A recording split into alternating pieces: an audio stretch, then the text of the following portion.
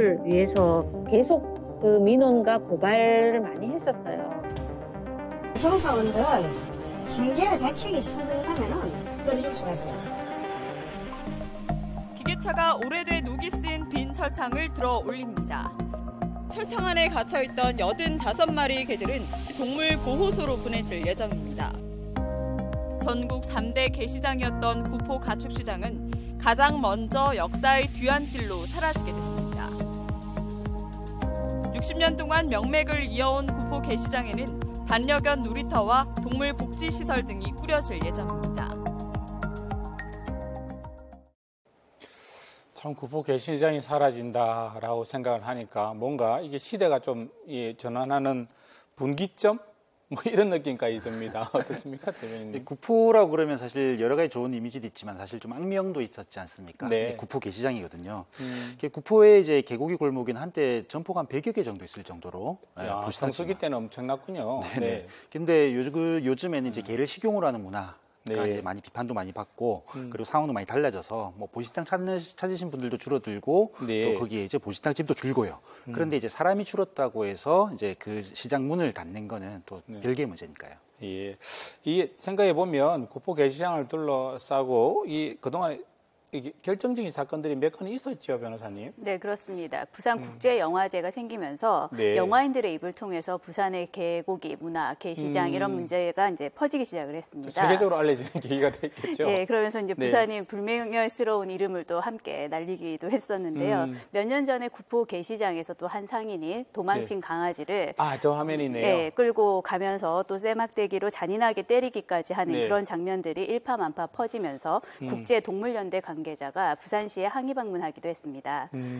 당시 문화내정 간섭 아니냐 이런 취지로 또 보신탕 가게 앞에서는 뭐 플랜카드를 걸어서 항의하기도 하고 그랬었습니다. 그때 그런 상황 막 반발이 잇따른 상황에서도 그때 뭐 개시장 철거에 대해서는 찬반이 엇갈리면서 결론을 내지 못했는데 법적으로 조금 애매한 부분이 있었습니다. 저희가 축산물위생관리법에 따르면 네. 그 가축을 도살해서 식용으로 섭취를 하는 경우에는 네. 또 10년 이하의 징역 또는 1억 원 이하의 벌금형에 처해지도록 법이 만들어져는 있었는데 네. 걔는 이 법률상의 가축에 분류되지를 않았습니다. 또 동물보호법에 의하면 동물을 학대해서 죽게 하는 경우에 네. 처벌할 수 있도록 되어 있었는데 이 두 가지 법률이 상충하면서 여러 가지 분쟁이 생겼었던 것이죠.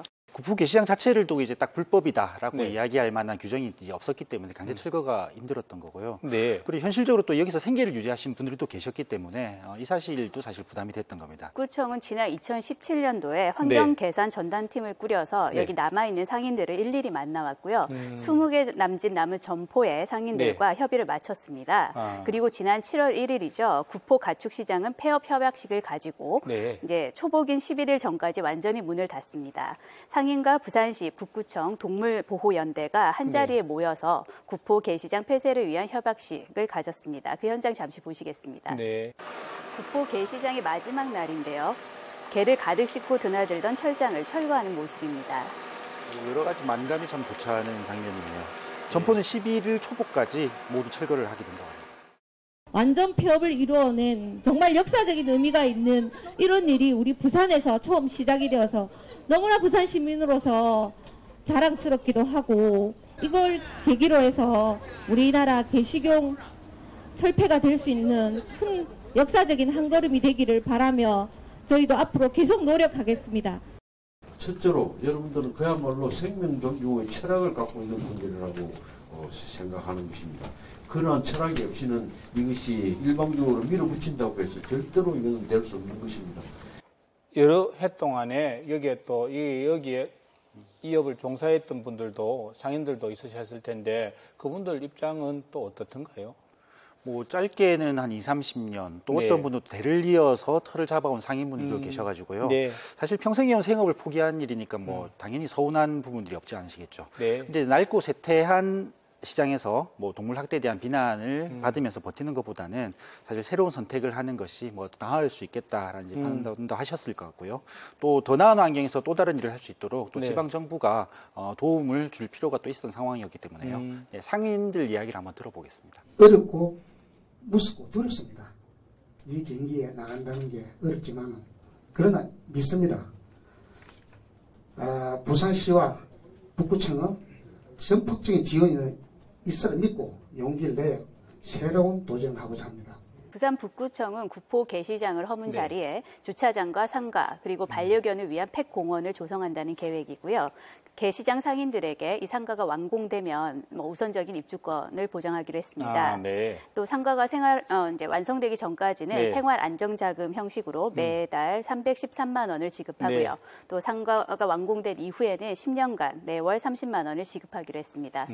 그런 또 협의가 있었군요. 예. 그리고요, 아까 철장에 갇혀 있는 개들 트럭으로 옮겨지던데 그 개들 어떻게 처리되는 건가요? 일단 협약 실립 당일날 구조된 네. 개들은 이제 85마리입니다. 아하, 네. 일단은 이제 경주에 있는 보호시설로 이제 옮겨졌는데요. 오래 갇혀 있기도 해서 뭐 질병도 있고 네. 그리고 또 뭐 상처도 있고 해서 일단 치료부터 받고 아하. 이후에 입양을 갈 계획입니다. 네. 그런데 이제 이 대형견들이 사실 국내에서 입양하기가 보니까 덩치가 크더라고요. 네, 저기 네. 화면에 나오지만요. 네. 그렇죠. 그래서 국내에서는 입양이 잘 안 돼서 사실 네. 또 다 해외로 이제 보낸다고 그러네요. 사실 개들이 도축되는 환경에서 살아온 개들이기 때문에 사실 상처도 많이 받고 또 많이 예민해져 있는 상황인데 부디 어디를 가서든지 좀 평온하게 남은 삶을 살았으면 좋겠습니다. 그렇습니다. 예. 참 해외 입양된다는 게 조금 아쉽긴 합니다. 예, 아직도 우리가 뭐 그런 여건이나 문화가 안 돼 있다는 측면이도 하고요.